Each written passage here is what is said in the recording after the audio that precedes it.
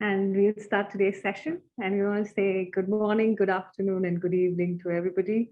And welcome to the CDI Masterclass on Urban Resilience. This is our finals in session 4 class on accelerating urban water resilient in cities. And it is led by our cities network and Delta S. And I just want to have just few quick information before we start the class. If you all could all wait till after the class, because this is our final session and it's important for us how to get feedback on the session, what are the next steps, what are the next master classes that we are offering, and also a little bit more about your tasks and assignments. So once this session is done, we can have a quick brief discussion for 2 minutes and then we will end the session. But beginning this session, I want to quickly introduce our great speakers for today. We have Ms. Catherine from Global, she is from the Resilient Cities Network. She's the global director. She's the global director for programs. She has over 15 years experience developing capacities of organizations and building partnerships. She's provided, she's really worked a lot across Africa and the Middle East, and we're really looking forward to hearing from her actual work and experience, especially in waters. We also have Mr. Alex Ryan. He is a manager of the programs of Innovation and Impacts team. He's been working on the RCT's project pipeline as well as delivery of the resilient recovery tools for the C2R program. We also have Dr. Marguerite Van Marley. She is the researcher for climate resilience and wildfires at Delta S. She's been involved in several international projects, including the development of stress tests for the Netherlands. And we also have Ms. Frederique de Groe. She's the researcher for data science and disaster impact assessment at Delta S. She has not only worked in natural hazard impact assessment, but also on development of multiple tools for quantifying their assessment. I'm going to not take any more time and hand it over to Catherine. Thank you, Priya. Hello, everybody. I'm super excited to be with you today and actually having the pleasure to guide you through your final master class.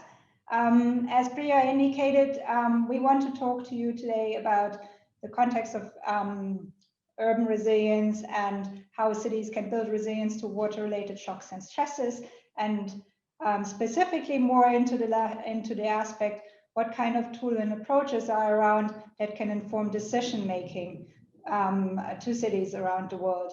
And I think that all of us, and more specifically with the COVID pandemic going on at the moment, we have realized that that cities and the world in general, and all of us, like, we are living in a very complex world, but also in a very interconnected world, and that if something happens in cities or anywhere around the world, it may impact the lives of others. And to actually assess what that impact is going to be if a shock event or a water-related crisis hits. This is specifically the tools and the approaches we want to look into today. So we want to understand how can we actually assess critical pathways that are important for us to look at in the beginning to assess the impact a specific event has on infrastructure, and specifically, but more like that, not only infrastructure, but also our lives and how we live and move around in cities. Having said that, I would like to hand over to Alex, who's going to give us our first input on the context of water resilience in cities. Alex, over to you. Good morning, good afternoon, everybody. A pleasure to be here with you, and thank you very much for allowing me to present to you today. I am Alex Ryan. I'm the manager of programs and innovation at Resilient Cities Network. I'm starting to share my screen, and I'm going to change the settings. So please let me know if you cannot see the presentation. just before we start, if everybody could go to the link on the screen, www.menti.com, and then type in the code displayed. We have a few questions for you, which will come up later. But if we could just make sure we're at least, I think you can do it on your mobile phone or on a window in your computer. That will be relevant in about 3 to 4 minutes, I estimate. So, as I say, thank you very much for having me here today. I'm going to give a quick introduction into our organisation and the concept of how we use the term resilience and how that interacts with water as well. So, obviously, water and cities go together very well, and sometimes, as we can see here, very badly. Who are we? So Resilient Cities Network is an organisation which incorporates a network of 97 cities from around the world. We bring together knowledge, best practice and partnerships from the private sector, from cities, from academia, and we try and promote what we believe is best practice and to share knowledge and to help build capacity within cities to understand how we can continue to improve as a society and as individual cities. These are the cities, the 97. So as we can see from every corner of the globe, speaking 21 languages and a whole host of different cultures and customs. It's an exciting place to work with some very exciting cities and people we get to meet. One of the main purposes of the organisation is to work with what we call the Chief Resilience Officers, of which there are 83 currently. These are members of city governments who sit generally as deputy mayor or around that level, who are embedded in city governments to promote resilience and to interact and work with different departments, whether it's water, transportation, energy, equity, to try and promote the resilience agenda. So what is resilience? It is the capacity of individuals, communities, institutions, businesses and systems to survive, adapt and grow no matter what kinds of chronic stresses or acute shocks they experience. So essentially, in a nutshell, it's ensuring that when something goes wrong and when things are going well, cities and individuals and everything that is within those systems are able to thrive and survive. And how does this relate to water? Well, we did some polling of cities probably fairly recently, and water, in my 4.5 years at the organisation and working within the resilience world, water is always one of the big questions and big areas that is always comes up, no matter where you are in the world. 81% of cities cite rainfall flooding as an acute shock. Essentially, the vast majority of cities in our network are aware and are acutely aware that rainfall flooding is a big issue and is something that causes damage and problems within their city. 49% of cities cite water insecurity as a chronic stress. This is a very worrying statistic, really, when you think that essentially half the people in our network of the 97 cities, which include, I don't know the total population, but we've got cities north of 20 million, several of them, and everywhere in between from 50,000 to there. About half of them, the cities are worried that there's not enough water for their citizens.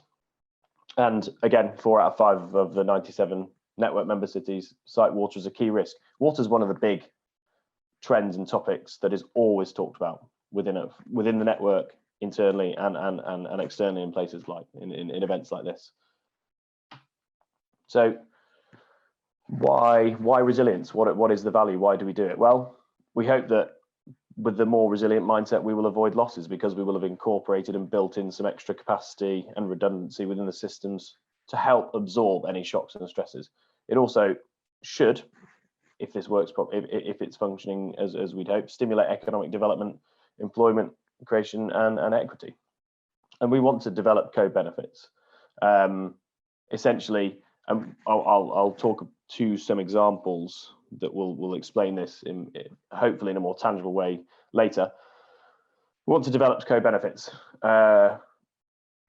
If we've got a transport network, what else can we bring in just by simply investing in a bus rapid transit system or a new metro or cycle lanes? What are the other advantages that aren't necessarily primary advantages that we will also incorporate? And we want to build trusted relationships within government. I think in any walk of life, if you're doing a good job and if you're essentially delivering as you should be, that builds trust. People can trust you, and people will know that you can deliver. So we are now at the questions. I hope that was 3 to 4 minutes. If you are at your computer, please go to the link now, and hopefully there'll be a question will appear, and answer as honestly as you can. Just in case, the link is below. There we go.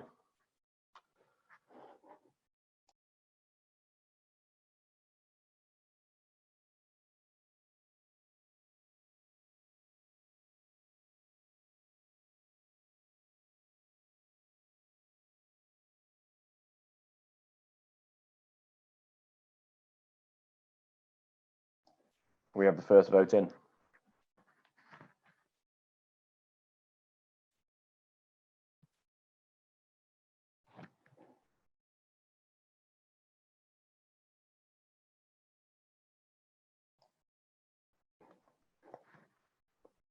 Okay, a lot of votes in now.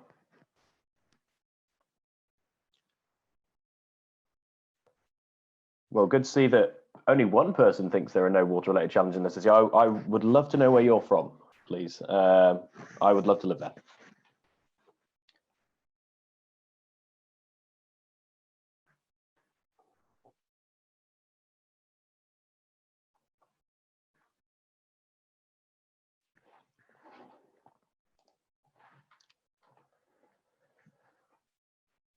Okay.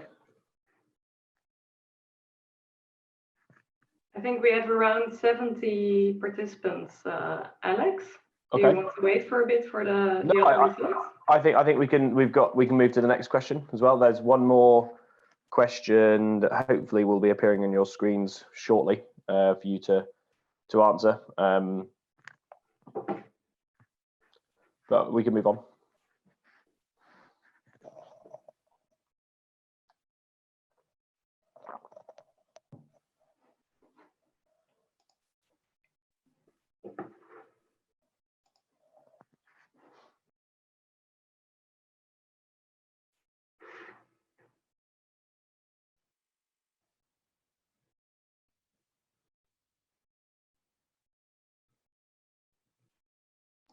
Can already see this one's quite an fairly even spread, very even spread actually, looking at this, which is very interesting.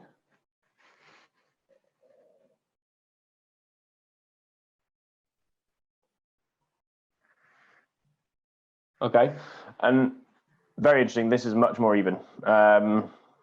Slightly biased towards one. It's exceptionally even there. You can continue to vote, I believe. I will start sharing my screen again because I will now go into some examples. It's quite annoying to take me out of that. So, please let me know if you can't see the full screen. It should be working. Okay, we're going to give 3 examples as to how water and resilience interact and what it means in cities. So Mexico City is one of the many cities that experiences severe rainfall, flooding. It's also a fairly low-lying city. It's basically built on aquifers and old lakes. So when it does rain, there isn't really anywhere for it to go. To try and counter this, the city has built essentially rainwater storage deposits located at key crucial junctures within the city where these areas where flooding is particularly prone.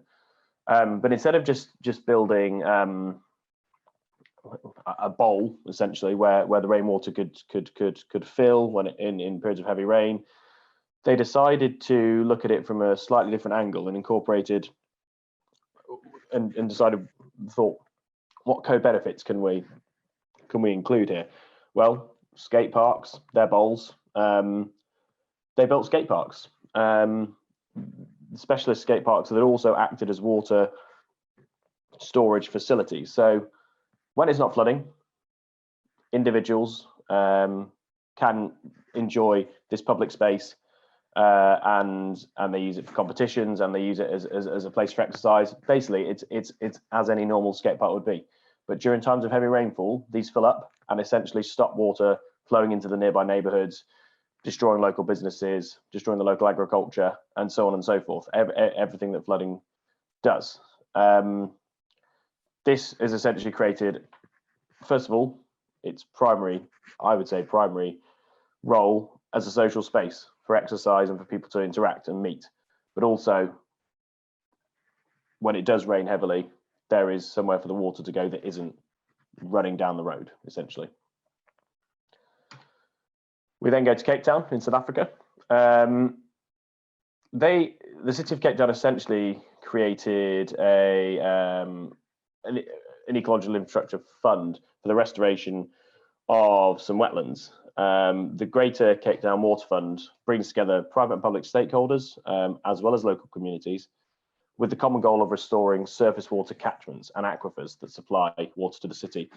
Again, in Cape Town, this is particularly poignant after I'm sure we all saw in the last few years when they were counting down to day zero when they ran out of water.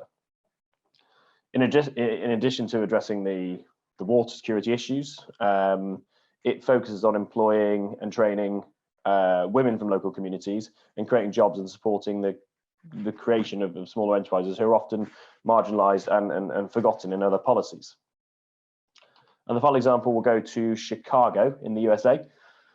So again, like most cities, concrete is king or queen in Chicago, and they wanted to understand, the city was looking to understand how it could incorporate, use the space that is currently concreted over to basically create permeable and porous surfaces through which when it rained, water would fall, as opposed to just so there's no sort of street runoff, or reducing the runoff anyway.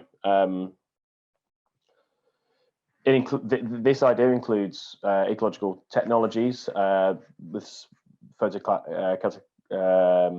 catalytic cement that basically, as well as being porous, reduces smog. It absorbs the smog and smoke from transport and from heavy industry, and allows water to absorb and filter filter through.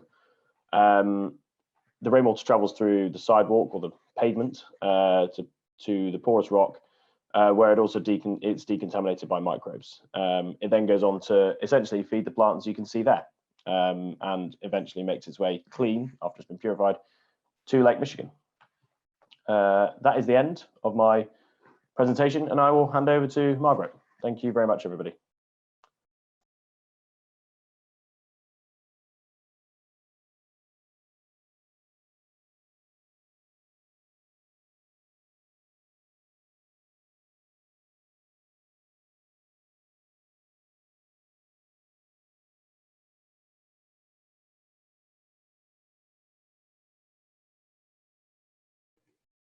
We cannot hear you, Margreet. No, I had some difficulties with my camera, but thanks. Welcome, everyone. My name is Margreet van Marle. Difficult to pronounce because it's a Dutch name, but Frederik and I are happy to present here today and show some results and work we have developed over the past years, and more specifically over the past year. And those are really related to how can you really make decisions to protect critical infrastructure in an urban area, but also think about for the current situation and the future situation.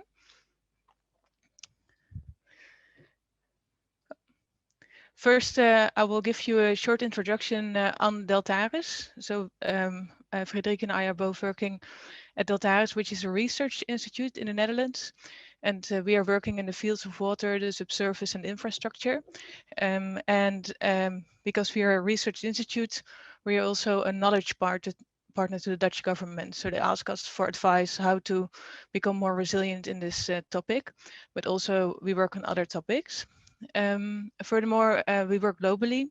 Our goal is to make our knowledge applicable worldwide, and also our goal is to be innovative and really strengthen the Netherlands. Internationally, we are a strategic partner, and we provide all kinds of specialist advice internationally.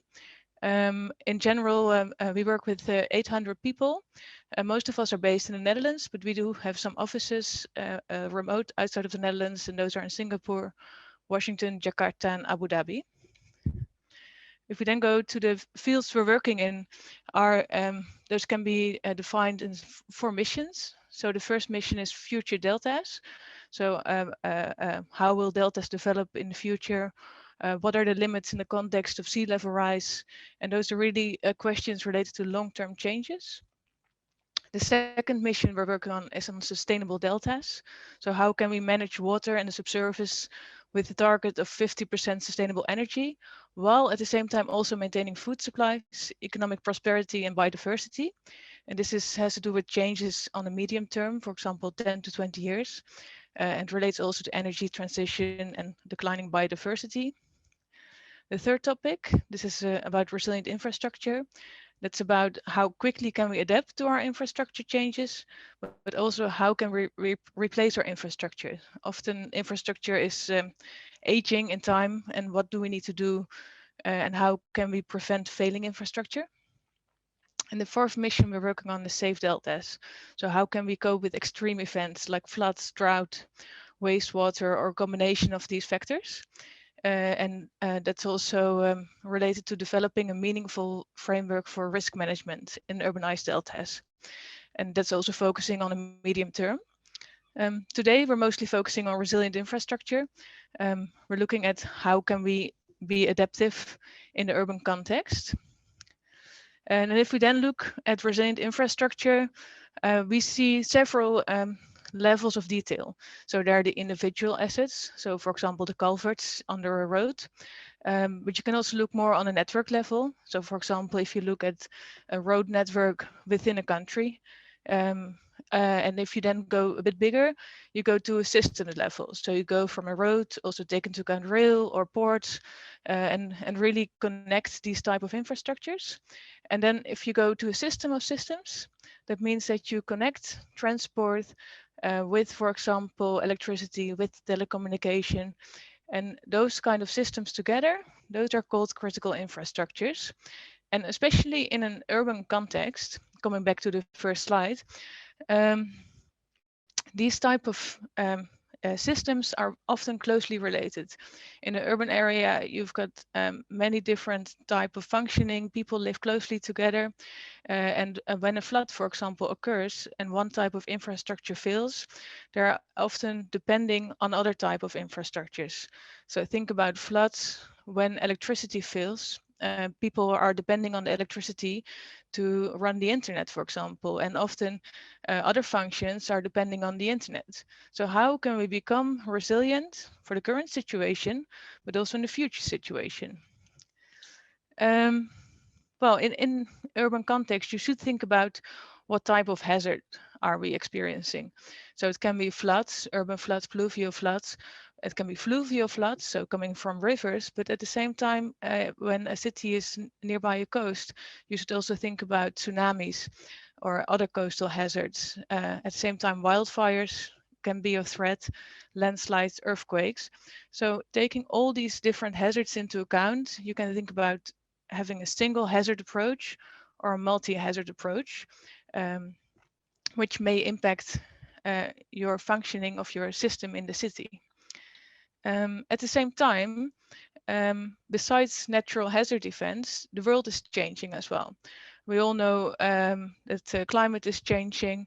It differs per location on the world how much and how it will change, but we do know it is changing. And at the same time, technological pushes are occurring everywhere.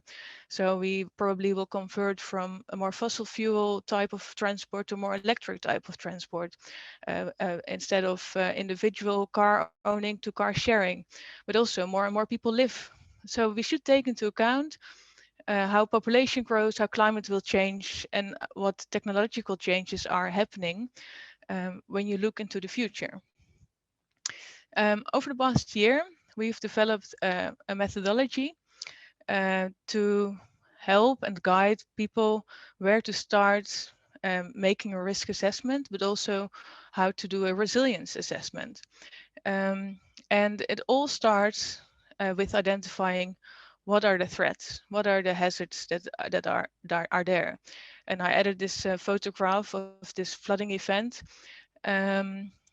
because that's one type of hazard.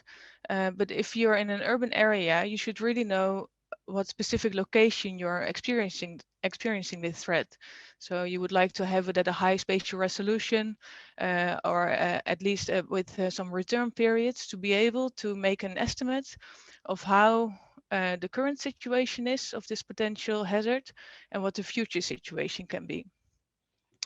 If you then have this hazard, I added this picture on the right bottom, you need to look at what kind of function am I looking at.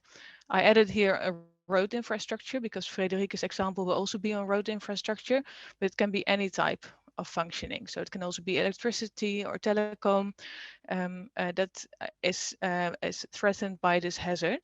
But you first need to check which assets are exposed, and then you need to define impact. And impact can be defined in two ways. One is how much damage will you have? So in this case, the road, when flooding occurs, how much damage will we have on the road, and what kind of repair costs do we have, and how much time do we need to repair, do we need to replace?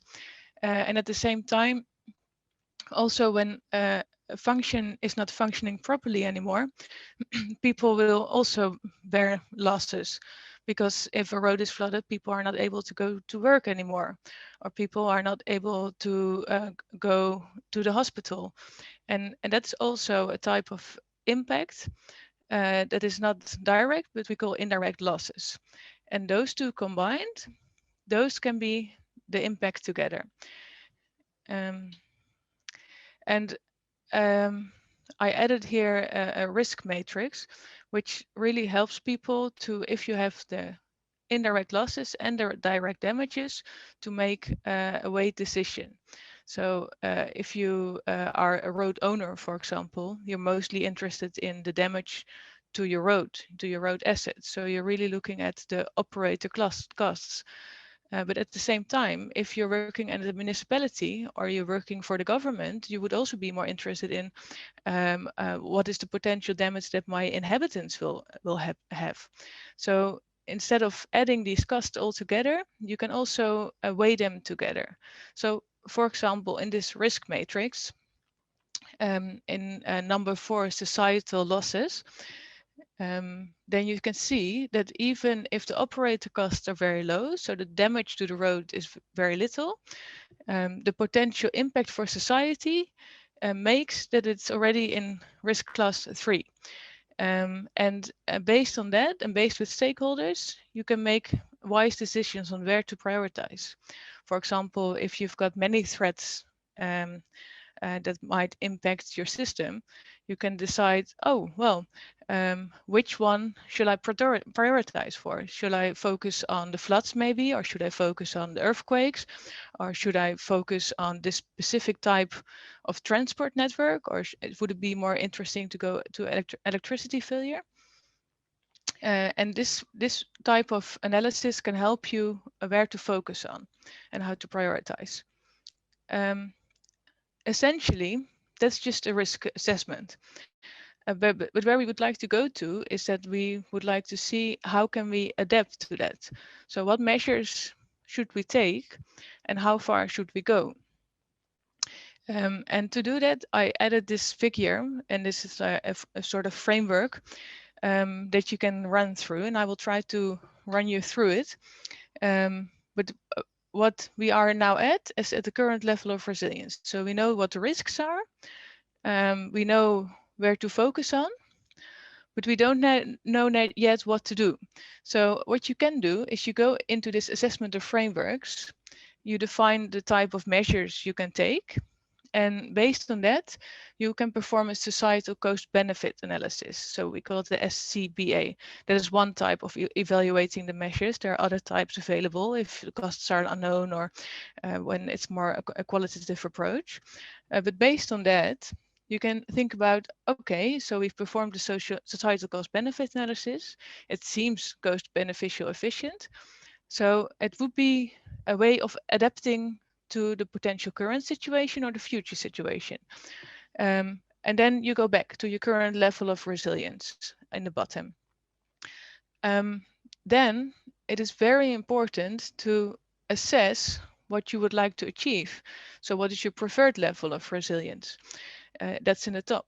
So to give an example, if you would like to adapt to the current situation, and you would like to prevent any type of nuisance, then your preferred level of resilience will be that you are only resilient for the current moment in time.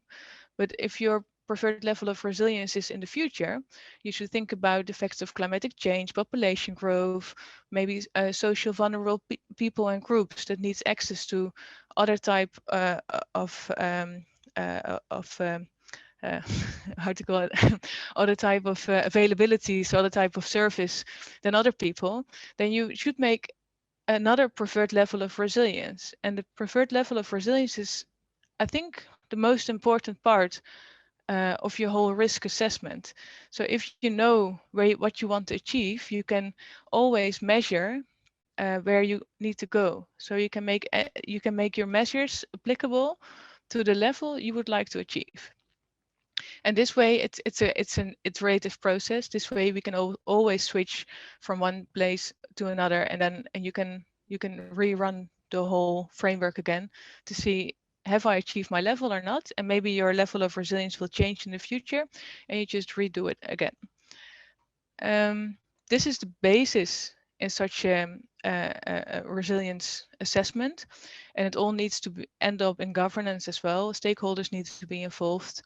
Laws might need to change, but at the same time, I hope I give you a brief overview, and Frederike will give an example on how to process and how to work with that.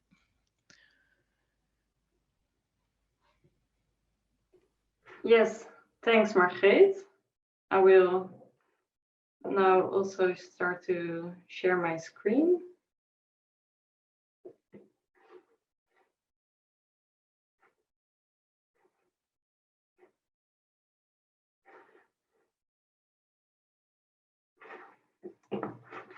So I think you can all see my screen now. I hope you all have a good idea now how this framework from Margreet can be used to make your city more resilient and to assess all the stresses that might harm the city. And to make it a bit more concrete, we will now go through a session where we will also get your opinion about what you should do when doing such an assessment. So we will use one of our research projects to guide us through this process. And in this research project, we defined a method to quantify cascading impacts of road network failure due to flooding. The project is based in the US, in Broward County, well, hence the large cars in the picture. And with this project as an example, we will guide you through all the steps that we will take. So in this case, the stress is the flooding. And what you told us in the first Mentimeter question, indeed, there are issues with flooding, at least for some of you in some of the cities. And to recap what Margreet just told us, we will go from the stress to the impact, the cascading effects, to the risk ambition, and finally the measures. So in this project, we identified the cascading impacts. We started with a stakeholder workshop to identify these cascades. And we used a circle approach. That's a well-known approach within Deltares. And it helps to facilitate stakeholders to find the cascading impacts. So those are the indirect losses that Margreet was telling you about.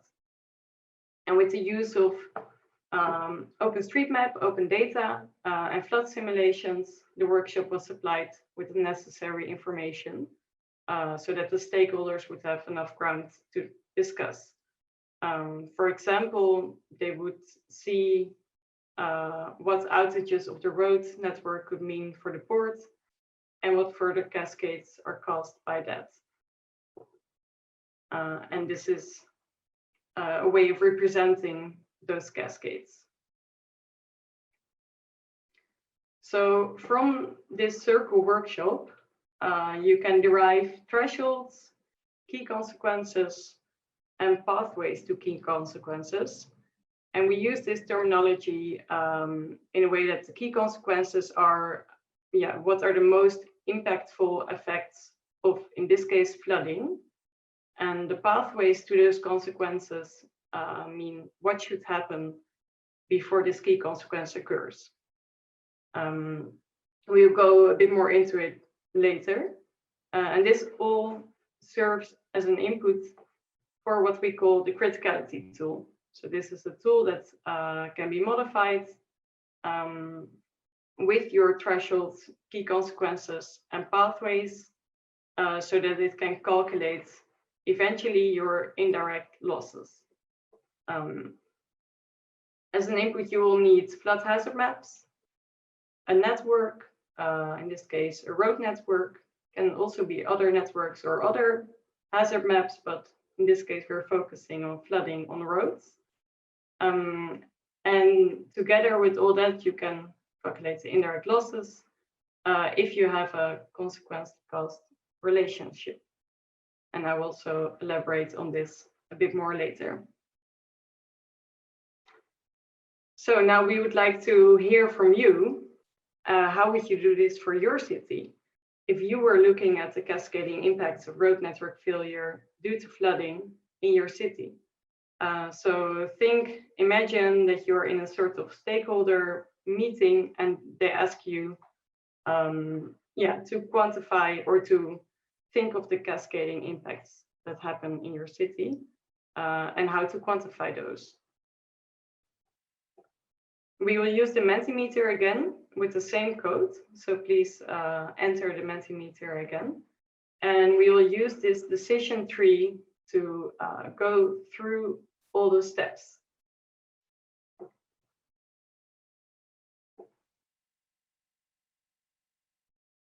But first, I will explain a bit more about the key consequences.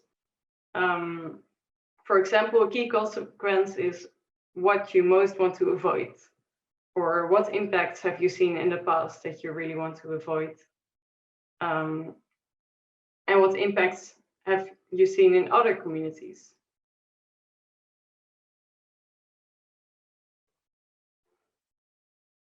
So for now, we will look at the what are the key consequences of road disruption due to flooding, and you have 4 options. We will go to the Mentimeter now.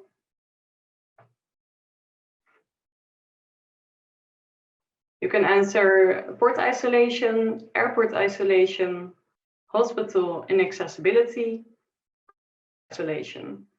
Of course, there can be a lot of other cascading effects and key consequences that are really harmful to the resilience of your city. But we picked 4 now for you to choose from. I see, the majority chooses hospital inaccessibility, but also quite some people choose for business isolation. No one thinks the port is important. We can wait a bit more for some more answers. Maybe the port gets some supporters still. But I don't think more answers will come. So this is nice to see. I think yeah, people care about others being hurt and having to go to the hospital. So let's go back to the slides. When you know your key consequence, so in this case, it will be hospitals that are inaccessible. You should define how this hospital becomes inaccessible. And for example, to who does it become inaccessible? So the question that you ask yourself to answer this is, which critical infrastructure outages lead to the key consequences? And with that also comes the thresholds. So for example, at what flood depth is a road impassable? Or yeah, if you look at another network, you could ask yourself what flood depth will affect our substation. So therefore we go to the next question: which critical infrastructure outages? Someone is drilling over here. I hope you don't hear it. Which critical infrastructure outages lead to the key consequences? So we will move back to the Mentimeter.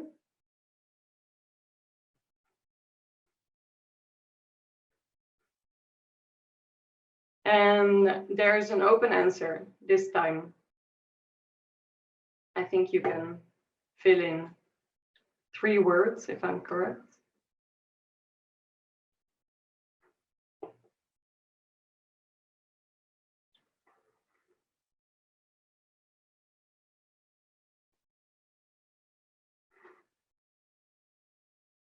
I don't see any answers popping up yet. Maybe it's, oh yeah.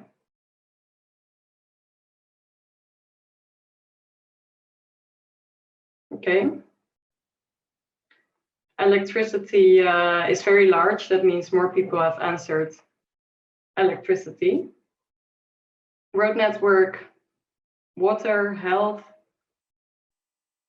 But electricity is still the largest. So I think that's, yeah, of course, it's really important.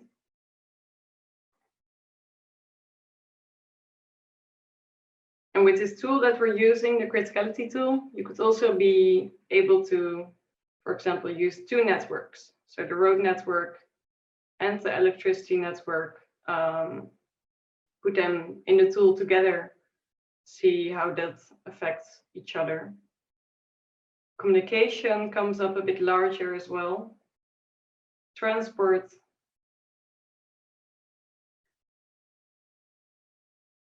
Some of the smaller ones, road junctions, open drains, no backup routes. Indeed, that's very important.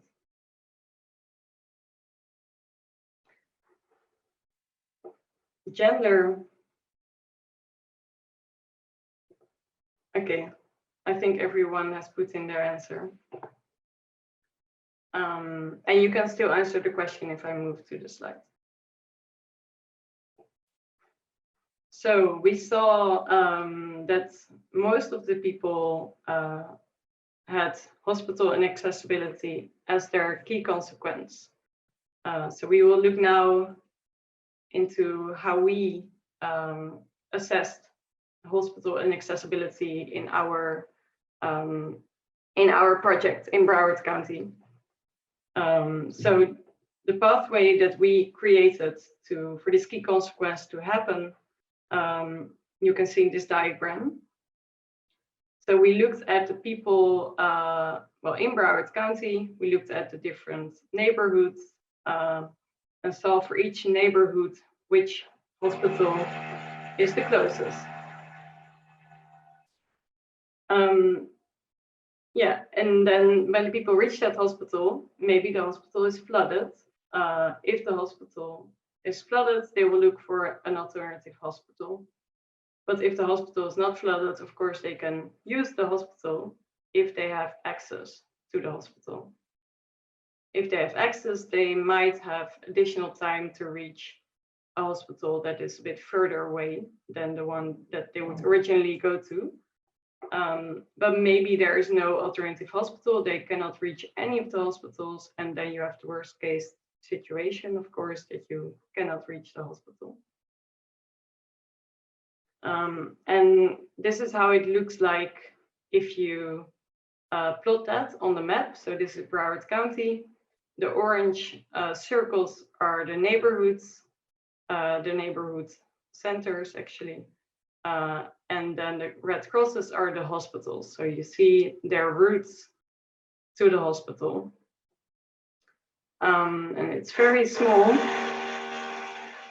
But here you see a neighborhood. Here you see a neighborhood. And here you see another neighborhood that doesn't have any access to a hospital. There's no road from here to any of the hospitals. So those people, they're isolated from any of the hospitals. So we're back at the decision tree. When you have all of the key consequences, and you know the pathways, you know the thresholds involved, that information is used as input for the criticality tool. And the outcome to assess this economically as well. Of course, you need to do an economic analysis to know the consequence-cost relationships. And of course, the outcome of this economic analysis differs per key consequence that you define. And with this, so for example, you have people that cannot access a hospital, and then the consequence-cost relationship gives a monetary value to those people that cannot access the hospital. So it can, for example, be cost per person, cost per day, or cost per facility.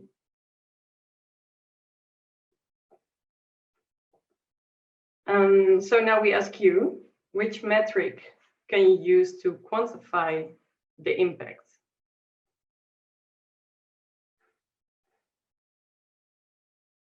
And the options are financial units, people affected, experience or perception of people, and social vulnerable groups affected.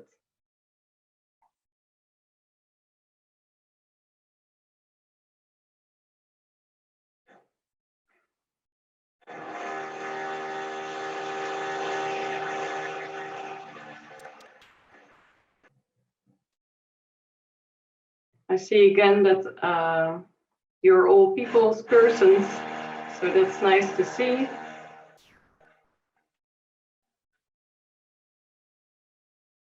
But also some people think it's very important to look at the social vulnerable groups.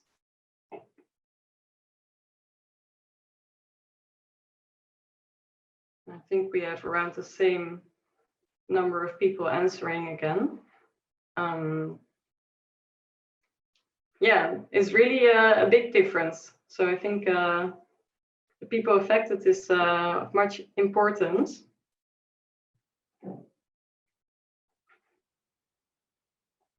So indeed, for this hospital, we also counted the people affected, but we also counted the cost. So we actually did both. So in this case, to calculate the final cost, we would multiply the extra time for people to reach a hospital, if they can reach a hospital, by the cost per time. And then you have the cost of the late access. And for the people with no access, we would calculate the cost per person with no access times the number of people with no access. And then you would get the total cost. And what we experienced in this project is that sometimes this cost can still be quite low because it depends on your economic analysis, how much you value this. So then it would be better to measure in people affected, like you all voted for. So that's very nice to hear, because sometimes you just don't want anything to like that to happen. For the socially vulnerable groups and the experience or perception of people, we are working on currently as well to develop more methods to quantify those. But like I said, we chose for this project the financial units and the people affected. And then, when you know for the next question, when you know your stress, your key consequences, your pathways leading up to those key consequences, and you know the metric that you're using to quantify the impact of flooding, what's your level of acceptable risk? So if you answer this question, it's an open-ended question. Please note down the key consequence that you have in mind as well, so we know, and then explain the acceptable risk in the metrics that you choose.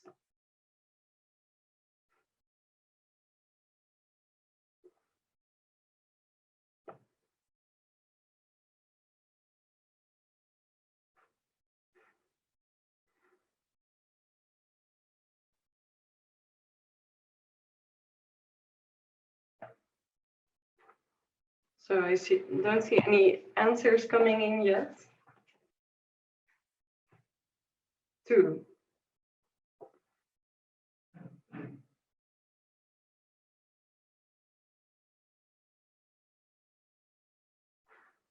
Low.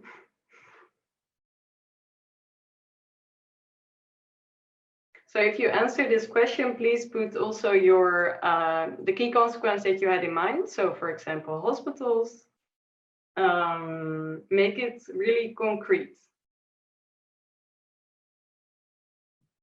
So would you like no people to be harmed, or you would say my maximum damage per year is 100,000 euros or dollars or whatever monetary value. Yeah, depends on our adaptive capacity. It always depends indeed on that. Fewer people getting affected and low deaths. Yeah, also good to have always fewer people getting affected. To recover back to the minimum normalcy within 24 hours after the flood event. It's quite optimistic, I would say, if you have a flood event that lasts long, but it's good to be optimistic. Here I have on hospitals, number of people affected is 0.1% of the population. It's very concrete, so that you can really measure this and you can really make it a metric that you can see where you are at the state of making your city more resilient.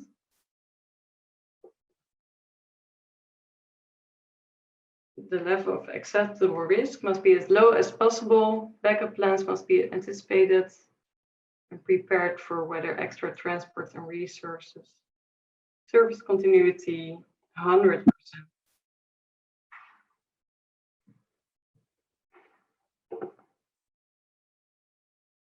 I think they're really good answers. You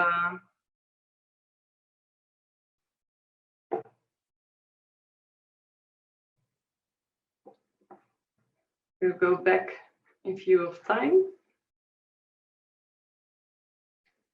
So when you know your level of acceptable risk, you might know also what measures you can take. So if we look at road flooding, there are a few measures that you can take to make the roads better, or you can try to make the flooding less. You can elevate roads, for example, improve the road's drainage, or put a seawall somewhere to make the flood less severe. And when you implement such a measure, like Alex said all the way in the beginning, there could be co-benefits. So what co-benefits could be measured, could be achieved from these measures? Like Alex's example of the skate park that also serves as a water reservoir.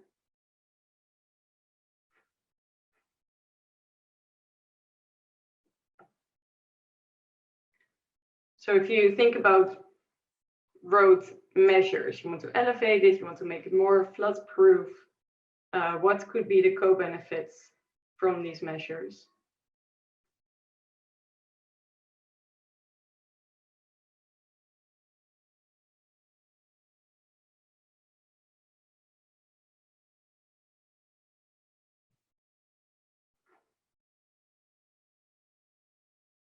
And again, try to be as specific as possible.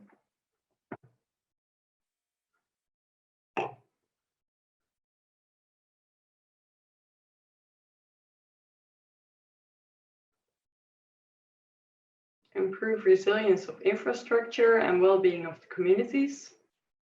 Yeah, very well.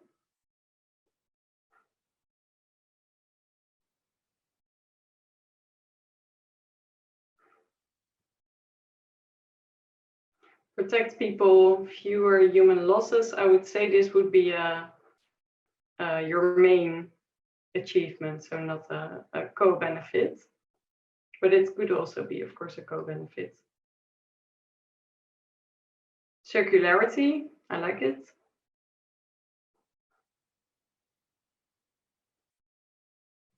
Participatory design, this is also a very good one.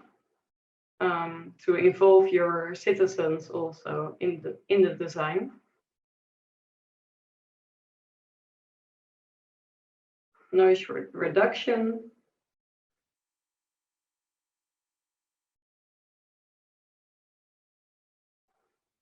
Biodiversity. So I think this is really your field. I think there are very good answers here.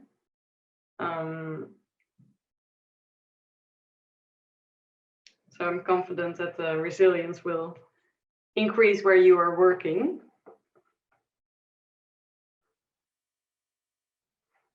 So we reached the end. And we went through almost all of the steps of this framework. Only if you noticed, we missed the risk part. So I will explain that shortly in the following slides.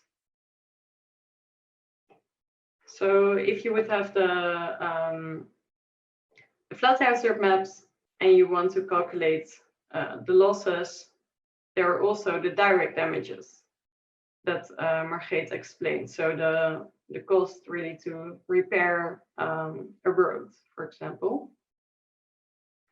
So this we went through with the network maps together in the criticality tool. You can calculate indirect losses, but with exposure maps. So that is, for example, buildings and also roads can be other exposure, and together with that damage functions, you can calculate the direct damages. And we use another of our tools, Fiat, to calculate this. And together, those are the combined damages. And when you see again this picture, which outputs the combined damages, and if you have this whole framework set up, and you know the probability of occurrence, so that means you know if a flood happens every 2 years, every 5 years, or maybe even only every 500 years, but then it's a really severe flood. you can iterate over these flood maps with this whole framework. And then you can calculate finally the risk. So that is an annual expected damage. So you calculate how it will be if all the damages of all those events would happen spread out over all the years. This is of course not the case. It's never the case, but it's a way to also account for these more major events, but also for the less heavy events, but the ones that are happening more frequently. So we reached the end of the session. Thank you so much for your attention, for your answers. I think really knowledgeable answers. And we will go to the final part, to the questions. And I think we just have one more question. On the Mentimeter, how would you rate this session? It's anonymous, don't worry. But we're interested to hear from you if this was something that you liked.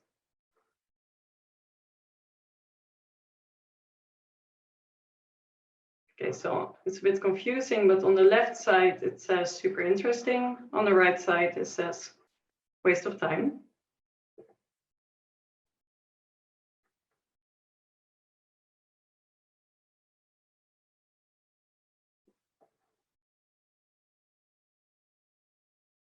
Okay, I think that's a nice result.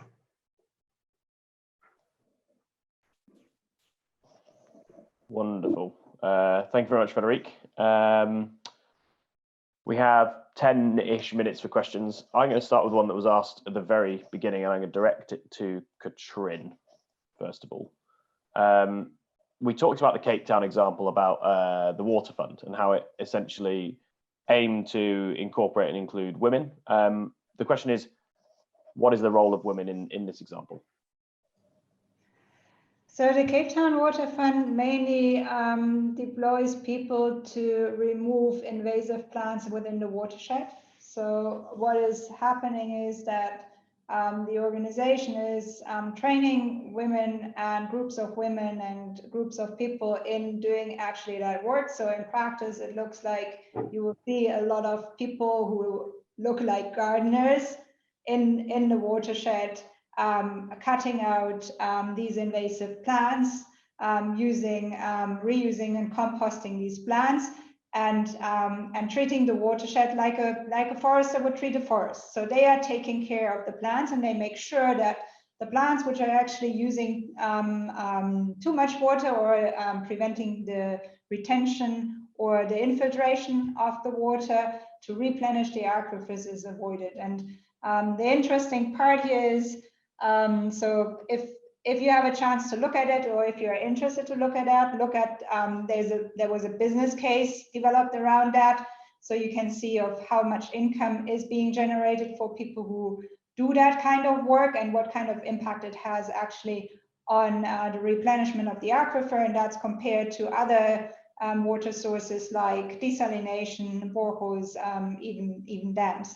And the amount of water that can be infiltrated and actually enhance the aquifer through these activities, which create employment for local communities, is much higher than developing hard infrastructure to increase water availability within the Western Cape water supply system. And I'm happy to send over the links if anybody wants to hear more about that. But I think it's an amazing initiative, and specifically in the area where the communities and the women are coming from, unemployment and specifically drug abuse and insecurity for women was a huge issue, and the initiative to look at these restoration services and bringing women into employment has eased the pressures on these communities. And I think that's an amazing co-benefit for also having more water. Thank you, Katrin. Thank you very much. We have another next question, which I'll pass on to the Deltaris, my colleagues from Deltaris. regarding the resilience assessment framework, does it include organizational resilience to cope with disruptions, or is it just targeting technical resilience of systems? Do you want me to answer, Frederic? Okay. I was just replying via the chat as well, but this is more convenient. So in this Broward case, we looked really at the failure mechanism when the road transport would fail and what the key consequences are. But at the same time, institutional resilience is very important. It's very important to know how to act and what to do, but we haven't looked in this case study at that. But that's a very good point that you raised. Okay, thank you. And I'll see which one of you three wants to answer this one. It's quite a good question. What are the resilient measures for cities who face severe drinking water shortages? And I'm interpreting that as metrics. How do we define success of projects with regards to water shortage? I'm happy to take that and give some examples from cities I work with, if that's okay. Yeah, sounds great. So I think if you look at drinking water shortage, there can be a lot of reasons why there is not enough. And I'm interpreting with drinking water shortage, you mean now that there's actually not enough treated water in the network people have access to and can consume whenever they want. So that is directly linked to SDG 6. So what are the resilient measures for cities? It depends what the reason for this shortage is. If there's not enough water resources, so not enough water available to actually bring enough water for drinking to people, you need to think about how you can actually either reduce the consumption of people or the consumption of other users who are taking drinking water out of the system. A lot of work we have been doing with cities where only a limited amount of people have access to drinking water.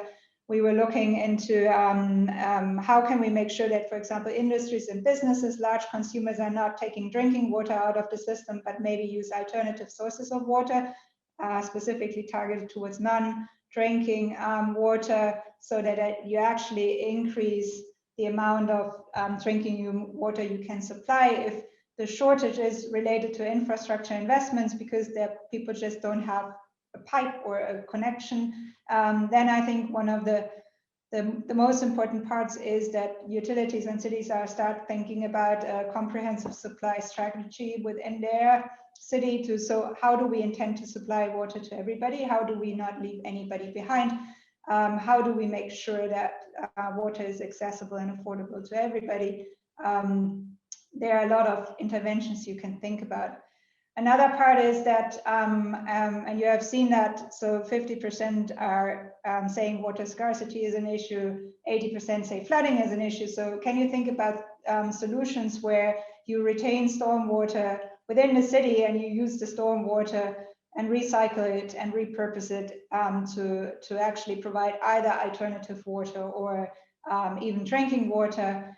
I think there's a lot happening in cities around the world in that aspect, specifically in regions where there are chronic water shortages. So we see that in Australia. I think Singapore is the city where I'm living is one of the amazing examples. They are not even talking about shortages of water anymore. They are talking about water and new water is actually repurposed or recycled wastewater. So I think there's a lot depending on the context you are in, and a lot you can do even with small measures. And when I'm saying small measures, water shortages always start with ourselves, and that means that we need to understand and be very careful on how we use water.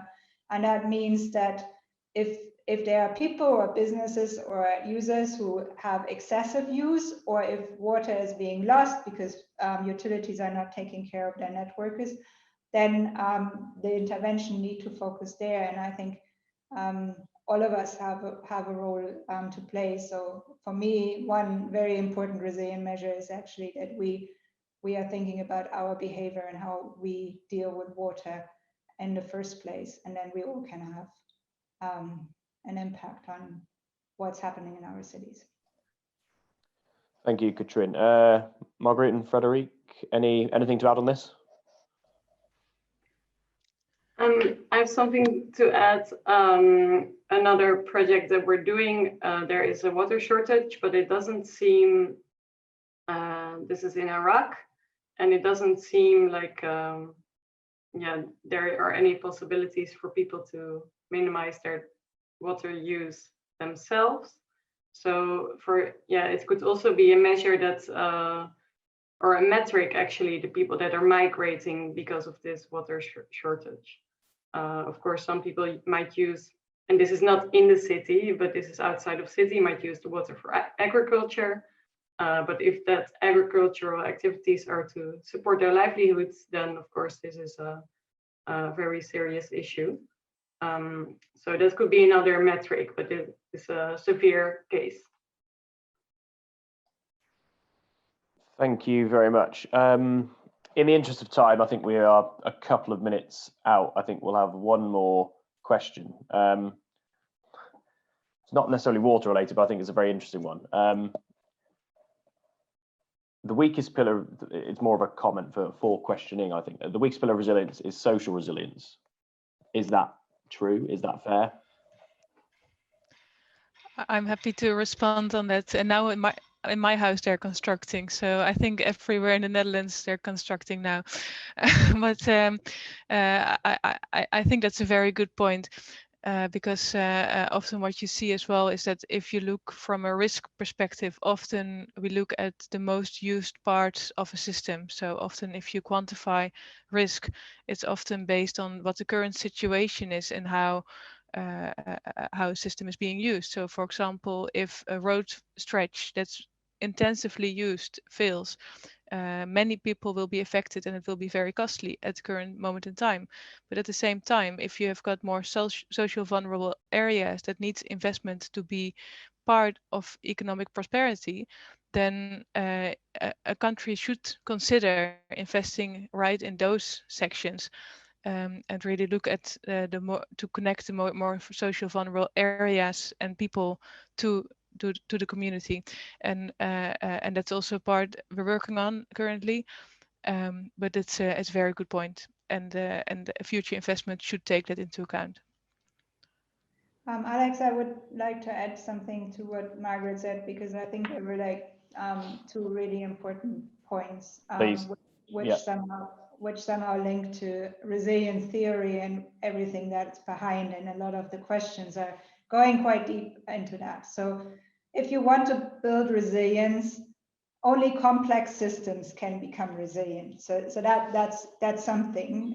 So what I mean and what Margaret said is, if you look at a system, and if you look at a city as a system, it consists of people and trees and cars and infrastructure and all these different parts.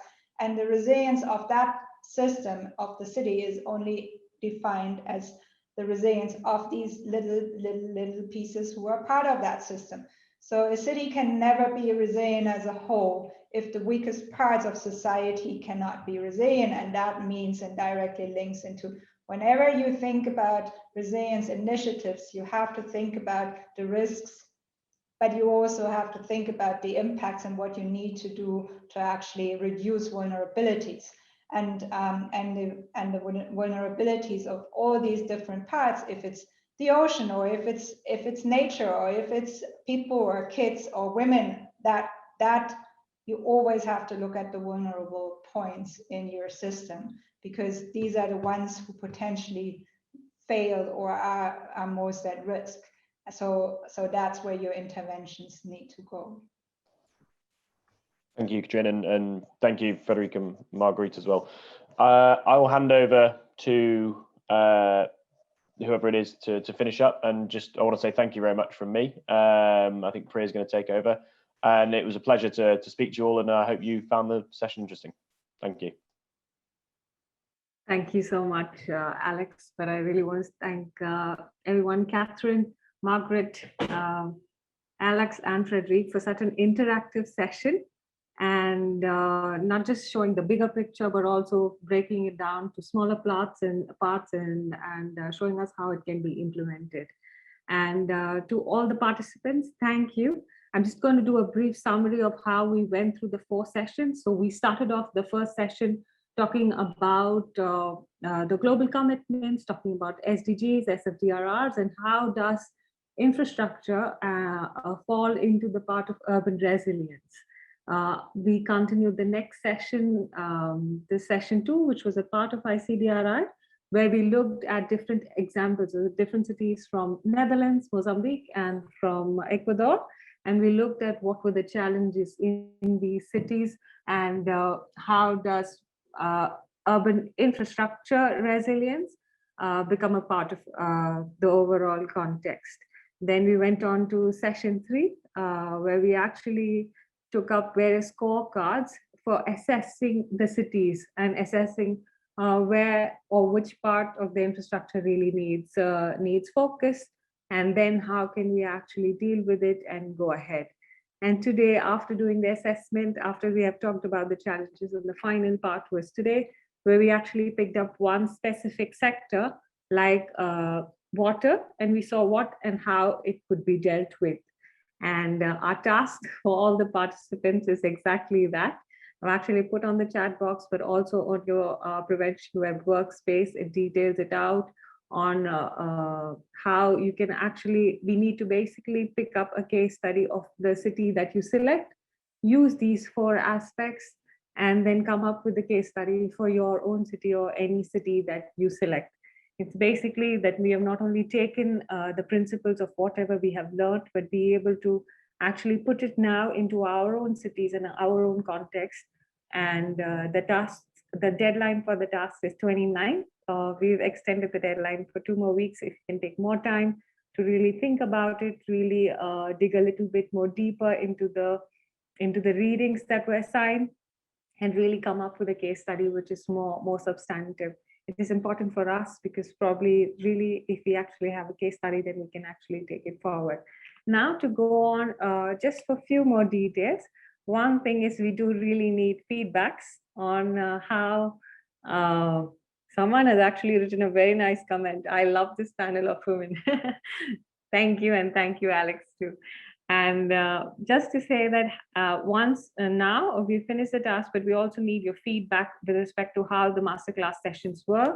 Why it's important for us is this was just our first masterclass, but as we go ahead, we just don't want to have another masterclass in terms of learning, but also we want to have output-based masterclasses.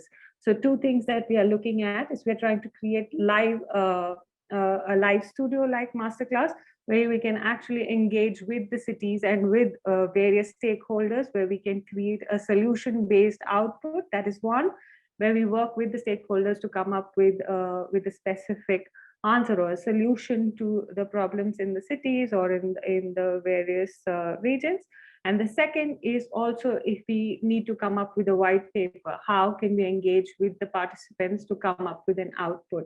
So we're going to quickly run a quick survey. Karthik, if you can just put the poll questions. Yes, so first is if we have to rate the whole masterclass. And the second one is what is the next masterclass topic would you like to hear more on? Whether it's nature-based solutions, disaster risk financing, risk and resilience, just to get a more understanding of what would be the next thing that you would like to hear on.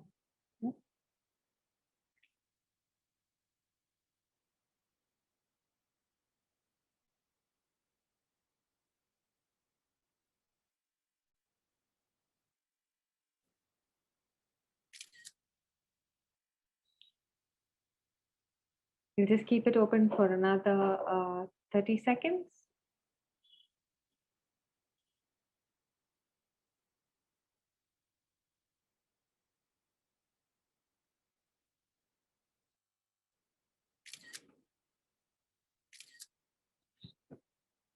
And we can close the poll now. And we just want to say thank you so much. And one other thing, the cohort actually has been really very faithful, have been listening, and have been really good. So we really want to still continue to keep in touch what we prescribe is that we probably could create a LinkedIn group. CDRI does have a LinkedIn profile, and what we could do is create a LinkedIn group within this profile for the masterclass cohorts, for all the speakers, as well as for the participants, so that we can continue this journey and we can be in touch. I'll quickly put in the LinkedIn. I have actually on the chat box put in the LinkedIn account, but I'll put it again, and also to finish the task so that we can offer the certificates to everyone who has done the task well, and we'll continue that. And a big thank you to all the participants as well as the speakers. And I'm still looking for the LinkedIn, and I'm going to post it right now. Yeah. Yeah, if you could all log on or follow CDRI, what we'll do is we'll quickly, in a few days, make a CDRI group for the masterclass cohort 2. I want to say thank you so much. Thank you so much, Catherine, Alex, Frederick, and Margaret, and all the participants, and all the very best for the task. And just one thing, we will be handing out certificates, a joint certificate from all the organizers to all the people who finished their task. Yes, thank you. Thank you so much for having us. Everybody has a great day. Thank you, everybody. Bye-bye. Thank you. Bye. Thanks, everyone. It's been a pleasure. Thank you. Thank you.